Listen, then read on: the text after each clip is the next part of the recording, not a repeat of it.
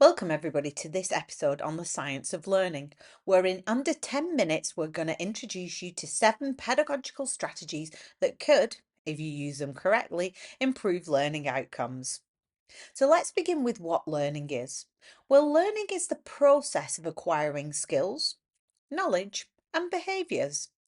Learning can be either intentional through study or unintentional through things such as experiences.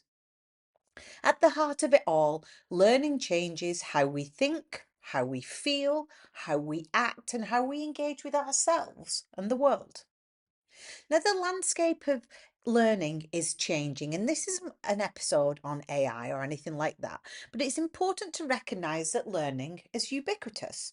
It can happen anywhere at any time because technology is allowing it to do so. And just in time learning is becoming more and more important. As we move through doing tasks, we learn as we go along. So people are learning in bite-sized chunks. They're trying, they're experimenting as they move along. And new modalities like YouTube, podcasts, ChatGPT, etc. are really helping with this. Now, this matters because as the world changes, we need to develop skills within ourselves and our students. We need to be better innovators, creators, problem solvers. We've got to learn to be adaptable and resilient. And this requires us to use our brain, my friends. You see, here's the science part, so concentrate. Our brains are made up of tiny little neurons, and these neurons connect together through electrical and chemical signals. These are the networks that allow us to think, to connect thoughts, to remember, to adapt, to learn.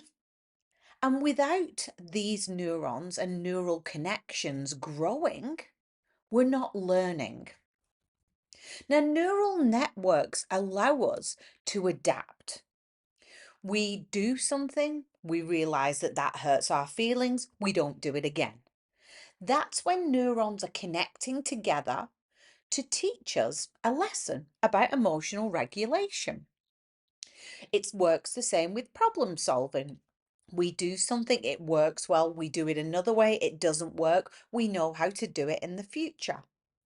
It also helps us to develop resilience and to learn to change and shift our patterns of thought, behavior, our patterns of action. Now, we've got 3 steps that we take when we're learning. The first one is called encoding. Now, we're going to look at this in a minute, but we consume so much information through sight, sound, smell, touch, etc. And this information needs to be encoded. Your brain needs to make sense of what it sees, what it hears, what it touches, and this involves focus and attention. So unless your students are focusing and paying attention to you, they aren't learning. And that doesn't mean just looking at you and nodding their head. That's not necessarily learning. So we're going to look at things such as mnemonics and visualization, creating emotional significance, which help encoding to improve and be easier. Now, once we've encoded, we've got to consolidate that. It means that we've got to get it to stay in the memory, in the brain. And so we're going to look again at the 7 steps and we're going to look at things like retrieval practices, spaced repetition. But once you've encoded, it's gone from the senses to the brain, you've got to consolidate to try and keep it there. And ultimately, if you want it in the long-term memory for a significant amount of time, you've got to use retrieval practices. See, strong encoding makes for easier recall, but without consolidation, it doesn't stay. And without retrieval, it doesn't stay for the long term. So all 3 things are important and we'll cover all 3 in the senses and in the 7 sections. So speaking of senses, why do they matter so much? Well, senses are like triggers. They connect to your memory and they make recall more easier. So if you've done an experiment, sight, sound, touch, smell, it boosts long-term retention. So the more senses you stimulate, the easier it is for students to encode, to consolidate, and then retrieval with your help. I just want to remind you all that sleep is actually really important. So if your students are having a difficult time sleeping, they've got things happening that are disrupting their patterns, no matter what pedagogical approach you use, children are going to struggle. So go easy on them and go easy on yourself. There is a bigger picture as well at play. But before we start on the 7, I really want to buckle down on the idea of active engagement. You see, paying attention is absolutely key to encoding. And I promise you, if all you're doing is blah, blah, blah, blah at the front of the classroom, the kids aren't paying attention. Okay, so it's really important, like through discussions, through questions, through activities, through different media stimuli, you actively engage them in the learning process. This is key to encoding. Now let's get into those 7. The first one is called interleaving. This is when you don't always take everything in a order. Yes, it's important that you sequence things, but if you do topic 1, topic 2, topic 3, and you're not even looking backwards to topic 1, they're going to forget topic 1 really easily. Also, creating the link between what does topic 1 and topic 2 have in common? What does topic 3 and topic 2 have in common? That's interleaving, and that is so very important. The next one is retrieval practices. Little things like quizzes, questioning, peer assessment are absolutely critical. They don't have to be huge. Not everything is a summative a test.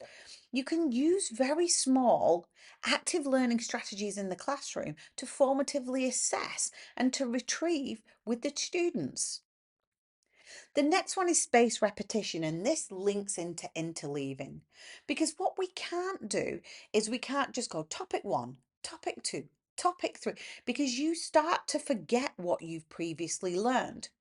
You've got to keep going back, refreshing and reinforcing, moving it forward, going back again, moving it forward. And we've got countless videos, well, probably about 2, so slight over exaggeration, but we've got videos on all of these different techniques. So I know we have one on space repetition, we've got one on interleaving. Watch them because there's some incredible techniques. Now, this is one of my 2 favorite ones, mnemonics and association. If you can create mental images, if you can create rhymes, if you can create links to experiences, to memories, you can get them to retain knowledge a lot easier. So mnemonics, and we have a video on this, is incredibly important. And my second favorite, metacognition. It's not all about you leading the students. It's also about them leading themselves. And metacognition is so important because if you are getting your students to monitor their own progress, monitor the gaps in their learning, look at how they can close their own gaps, this is really going to help because it stimulates the brain and it means that 2 people are making effort, both you and the students. Now we get to number 6, which is active learning, and we've already gone into its importance. But I tell you now, if your students are not focused and paying attention and actively engaged with the information, and that doesn't necessarily mean experiments, etc. It just means that they are taking part, whether it's answering questions, taking notes, whatever it is, in the learning process. And finally, we've got micro learning. Now, micro learning is making sure that those complex ideas are broken down into manageable chunks. This allows them to encode them. They take it into the brain stores it as a neuron, then you feed another piece of information. It takes that in as a neuron and connects them all together. If you try putting it all in at once, it gives cognitive overload. So let's make sure we meet the 10-minute mark. So, recap. Learning is both biological and strategic. Strategies like interleaving, retrieval, active learning are really important when it comes down to brain science. And encoding, consolidation, and retrieval are three key steps. Finally, healthy sleep, emotional connection, and cues are just as vital. So, with 10 seconds to go, thank you so much for listening to this episode and good luck with the science of learning.